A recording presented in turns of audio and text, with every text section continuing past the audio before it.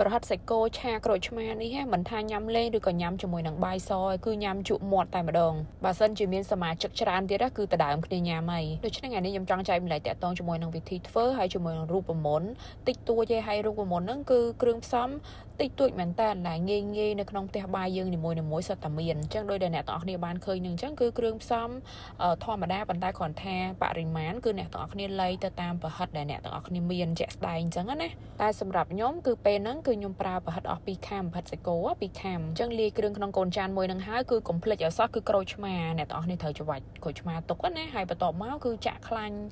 ចាក់ប្រេងឆាយើងចូលណាហើយបំពងប្រហិតធម្មតានឹងឯងនិយាយរួមទៅមុខម្ហូបមួយនេះគឺងាយមែនតើបើថាជួបជុំគ្រួសារបងប្អូនច្រើនអ្នកអីគឺធ្វើញ៉ាំលេងគឺអូយដដើមគ្នាហ្មងលិតដៃតែម្ដងហើយសម្រាប់ប្រហិតសាច់គោហ្នឹងគឺបំពងទៅតាមចំណង់ចំណូលចិត្តទាំងអស់គ្នាអាចបំពងក្រៀមឬក៏មិនក្រៀមអីតាមចំណង់ចំណូលចិត្តយើងចង់ហូបណាហើយបន្ទាប់មកគឺយើងយកប្រេងឆាតរ៉ែបន្តិចហ្នឹងគឺយកមកឆាជាមួយនឹងខ្ទឹមស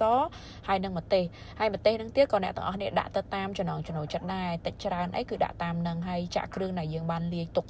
កូនចានមិញហ្នឹងចូលទៅក្នុងហ្នឹងដើម្បីឆាវាទៅឲ្យវារលាយគ្រឿងនៅក្នុងហ្នឹងអញ្ចឹងណាបន្ទាប់មកទុកវាមួយសន្ទុះមកចាំយើងយកប្រហិតដែលយើងបំពងហើយហ្នឹងយកទៅចាក់ចូលហើយឆាធម្មតាទេអញ្ចឹងនៅពេលដែលឆាហើយគឺយើងកុំភ្លេចឲ្យសោះគឺក្រូចឆ្មាដែលយើងបានច្របាច់ទុកឬក៏យើងច្របាច់ភ្លាម